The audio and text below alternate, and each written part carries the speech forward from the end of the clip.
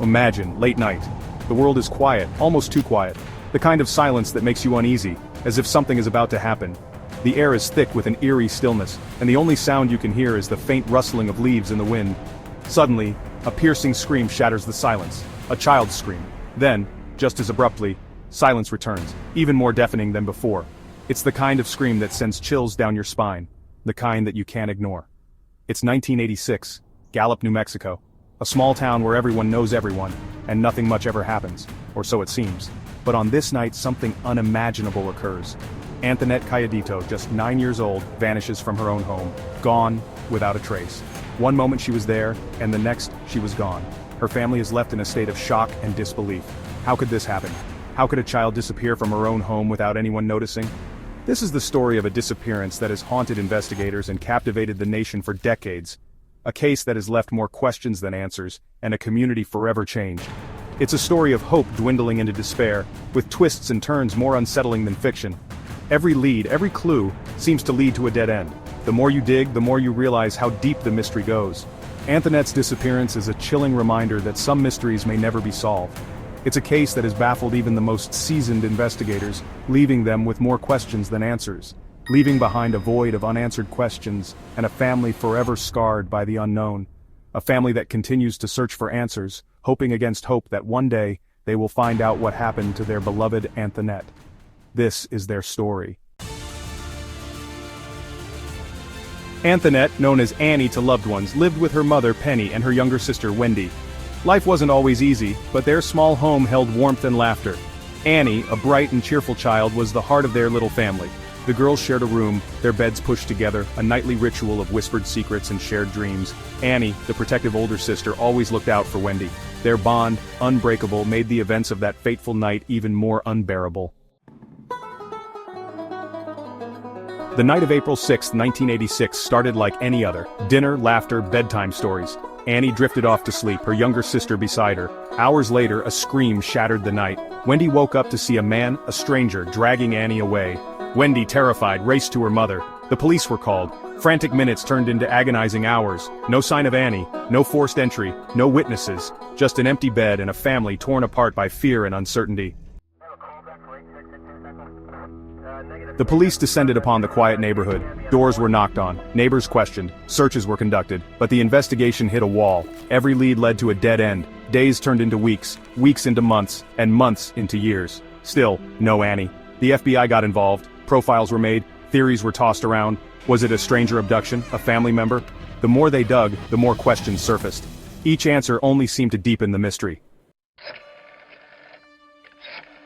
Section 5, a chilling phone call. Months later, a glimmer of hope, a cruel trick of fate. The phone rang in the Cayedito home. It was a cold, quiet evening, and the sound of the phone echoed through the house, breaking the silence that had settled in since Annie's disappearance. The family had been living in a state of perpetual anxiety, each day blending into the next with no news, no leads, and no closure. The ringing phone was both a beacon of hope and a harbinger of dread. A small voice, trembling, whispered, "It's me, Mommy. It's Annie."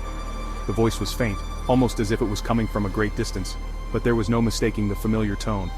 Penny's heart raced as she clutched the receiver, her mind reeling with a mix of joy and fear. Could it really be her daughter? The voice continued, barely audible, as if the child was afraid of being overheard. "Mommy, please help me," the voice pleaded, sending chills down Penny's spine. The call, traced to a public phone booth miles away, ended abruptly. The sudden silence was deafening, leaving Penny in a state of shock. She frantically tried to redial the number, but it was no use. The line was dead. The police were immediately notified, and they traced the call to a desolate area on the outskirts of town. The booth stood alone, a silent witness to the brief, heart-wrenching conversation. Penny was sure it was Annie. The police were hopeful, but skeptical. They had seen too many cases where desperate families were preyed upon by cruel pranksters. Yet, there was something about Penny's conviction that made them take the call seriously. They launched an investigation, scouring the area around the phone booth for any clues. Penny, meanwhile, was left to grapple with the emotional turmoil of the situation. She replayed the conversation over and over in her mind, clinging to the hope that her daughter was still alive. The voice analysis was inconclusive. Was it really Annie? The experts couldn't say for sure. The recording was too poor, the voice too faint. But Penny's maternal instinct told her it was her daughter. She refused to believe it was a hoax. The police, however, needed more concrete evidence. They continued to analyze the recording, hoping to find some definitive proof. or a cruel prank exploiting a family's deepest pain. The possibility weighed heavily on everyone involved. The thought that someone could be so heartless as to exploit a family's suffering was almost too much to bear. Penny's mind oscillated between hope and despair, each passing day without further contact deepening her anguish. The police, too, felt the pressure, knowing that time was of the essence. The question hung heavy, adding another layer to the agonizing mystery. As days turned into weeks, the weight of uncertainty grew. The phone call had opened a new chapter in the ongoing saga of Annie's disappearance, but it had also introduced new questions and new fears. Would they ever find out the truth? The clock continued to tick, each second a reminder of the time slipping away, and the phone sat silently, a symbol of both hope and despair.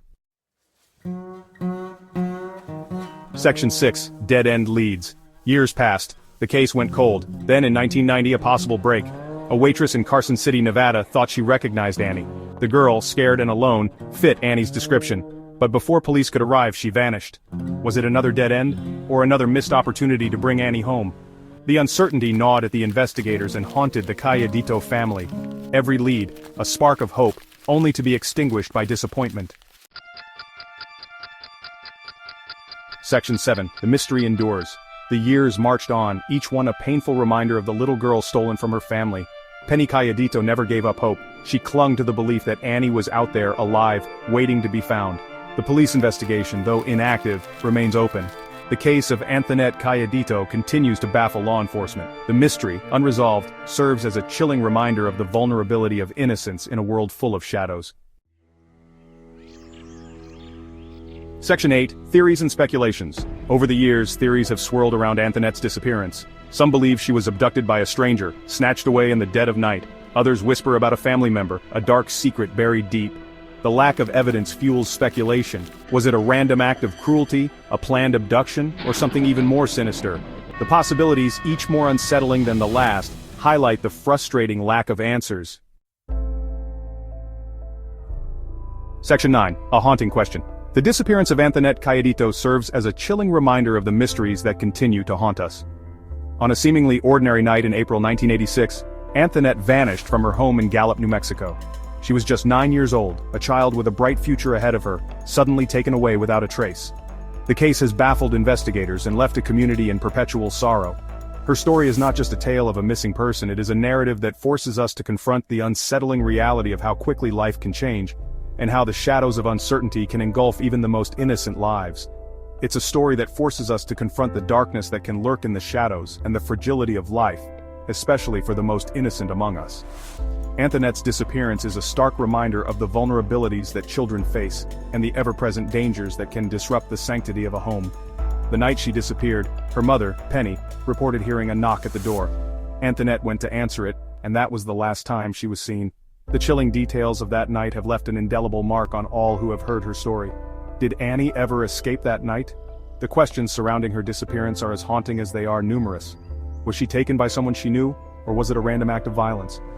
Over the years there have been numerous leads and sightings, but none have led to her recovery. Each potential clue brings a glimmer of hope, only to be dashed by the harsh reality of dead ends. The open window in her bedroom, the eerie silence that followed her disappearance all contribute to the sense of an unresolved nightmare. Is she out there, somewhere, still waiting to be found? The vastness of the desert and the desolation of the abandoned playground mirror the emptiness felt by her family and community. Each passing year without answers deepens the wound, yet the hope for her return never fully fades. The image of the swings moving in the wind is a poignant symbol of the life that was abruptly interrupted, a life that should have been filled with laughter and joy. The questions linger, unanswered, echoing the desperate plea of a family forever changed by a mystery that may never be solved. The Cayedito family continues to hold on to the memories of Anthonette, cherishing the photographs and moments they shared.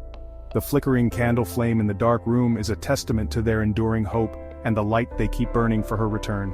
As we reflect on Anthonette's story, we are reminded of the countless other families who live with similar pain, and the importance of never giving up the search for the missing.